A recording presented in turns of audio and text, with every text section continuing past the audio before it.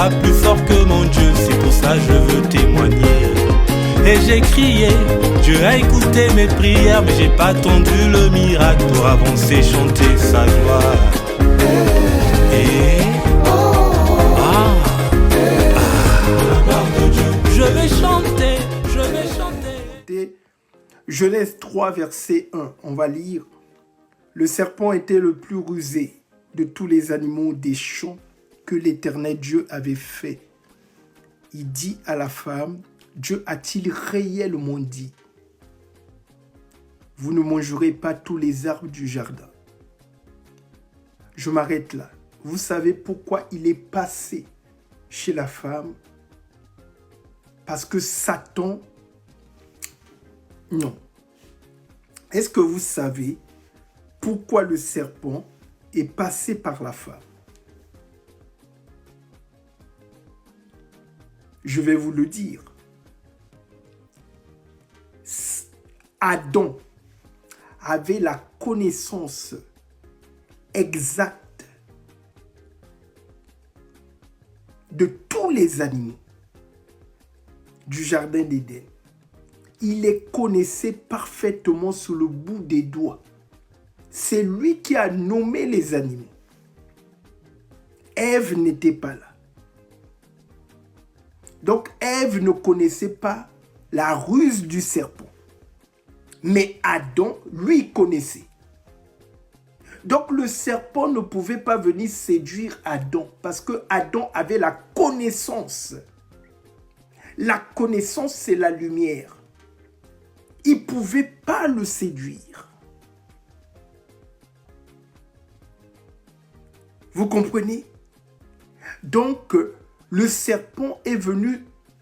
Waouh! Ce que je dis, c'est très fort.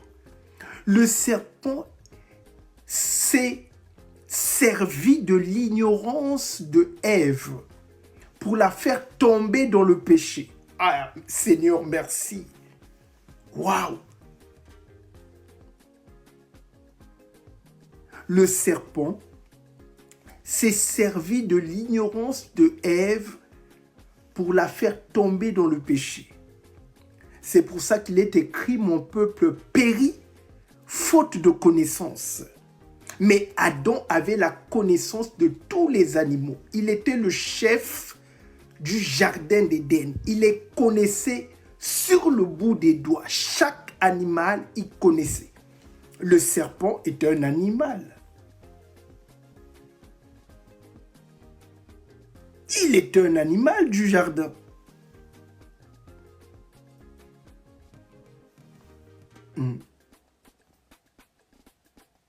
Alors, pourquoi il a accepté de manger le fruit défendu? Attention, j'ai bien dit que le serpent a utilisé la ruse pour séduire Ève.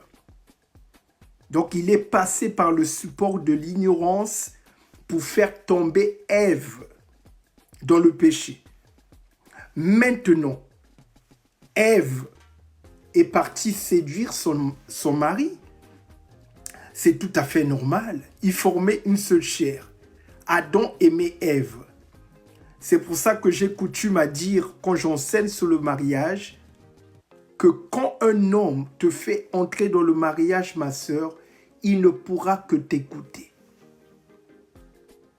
Oui. Il ne pourra que t'écouter.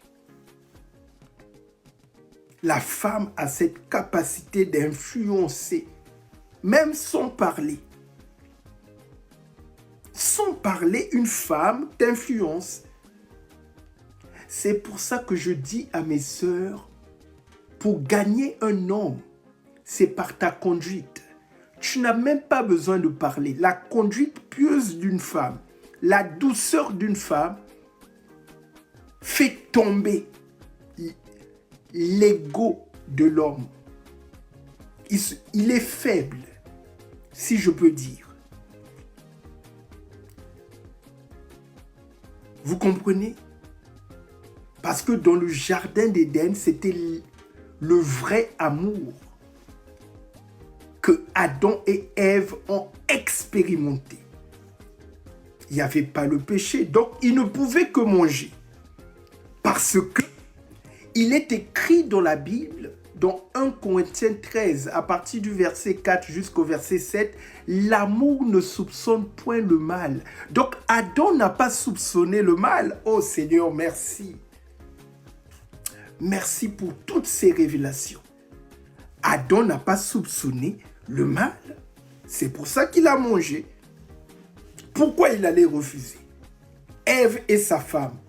Il a bien dit, celle qui est chair de ma chair, os de mes os. Comment il va refuser le fruit défendu? C'était l'amour divin, le vrai. Le pauvre, il est tombé. Il est tombé. Maintenant, j'entends la question. C'est la question qui revient souvent. Mais Dieu savait pourquoi il n'a pas empêché à Adam et Ève de manger le fruit. Ah, voilà la question. Voilà la question. Dieu qui est bon, pourquoi il nous a laissé manger le fruit? Eh oui, c'est ça la question. Non, la sœur Victoria, j'étais en train de dire que le vrai amour doit être libre. Le vrai amour ne doit pas être sous la contrainte de quoi que ce soit. C'est pour ça que le Seigneur nous a donné le libre arbitre. Dieu fait ce qu'il veut et nous sommes à son image et à sa ressemblance.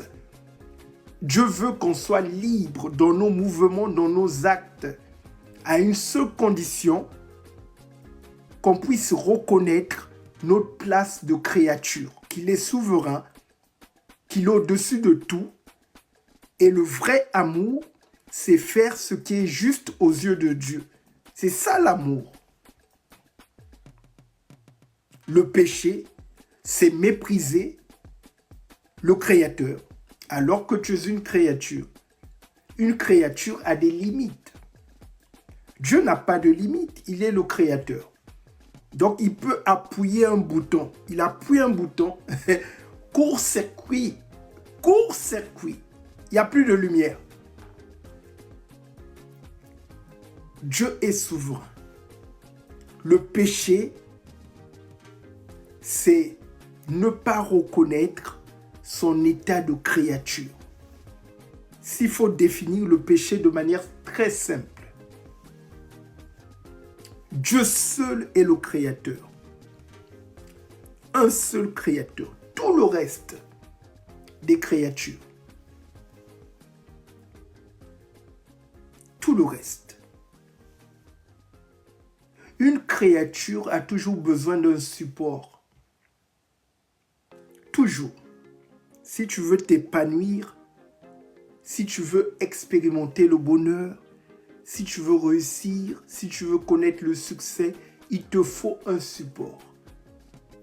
Et le seul support que Dieu a donné à sa créature, c'est sa parole. Amen. Un seul support, la parole de Dieu. Si tu ne t'appuies pas sur ce support, tu vas connaître la détresse, le regret, la douleur, la souffrance. C'est ce que Adam et Ève ont expérimenté quand ils ont méprisé, rejeté la parole de Dieu. Eh oui. Donc mon frère, ma soeur, quand tu rejettes la parole de Dieu, peu importe ce que tu vas faire, cette chose sera toujours vouée à l'échec. Même si tu te lances dans un business, l'échec t'attend. Eh oui. Mais quand tu tapes... Pas plus fort que mon Dieu, c'est pour ça que je veux témoigner. Et j'ai crié, Dieu a écouté mes prières, mais j'ai pas attendu le miracle pour avancer, chanter sa gloire. Et